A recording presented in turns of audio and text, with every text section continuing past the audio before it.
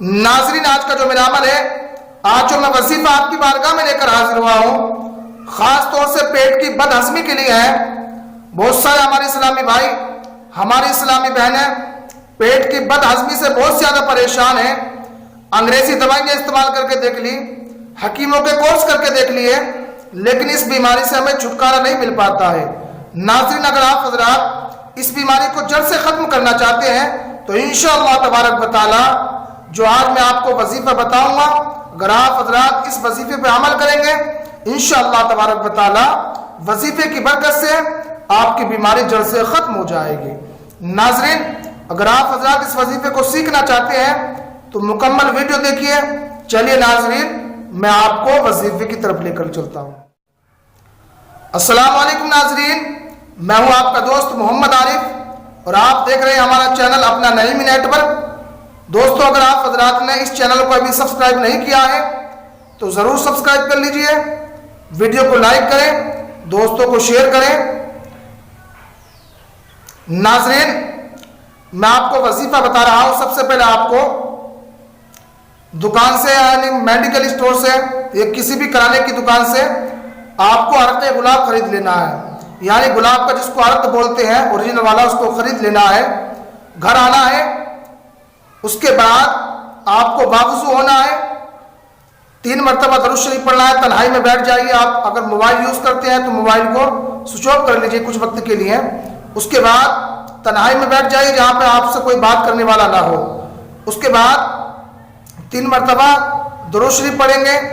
اس کے بعد 30ویں پارے کی سورہ انشقاق، ایک سورت ہے سورہ انشقاق، اس کو مکمل آپ کو پڑھنا ہے، پہلی آیت سے لے کر آخری آیت تک، یعنی تقریباً 1 صفحے کی ہے، یہ تقریباً 1 صفحے کی ہے۔ اس کو آپ کو مکمل طور پر پڑھنا ہے۔ اس کے بعد میں آخر میں پھر آپ کو 3 مرتبہ درود شریف پڑھنا ہے، اور جو آپ نے عرق گلاب لیا تھا، یعنی گلاب کا عرق لیا تھا، اس پہ دم کر دینا ہے اور پھر اس کو پی لینا ہے۔ ناظرین، انشاءاللہ تبارک و تعالی میں آپ کو اس صورت کو اسکرین پر دکھانے کی کوشش کروں گا، ایک بار اور سمجھ لیجئے تاکہ آپ مکمل طور پہ سمجھ سکیں۔ ناظرین، سب سے پہلے آپ کو کرانے کی دکان سے عرق گلاب خرید لینا ہے، یعنی گلاب کے عرق کو خرید لینا ہے۔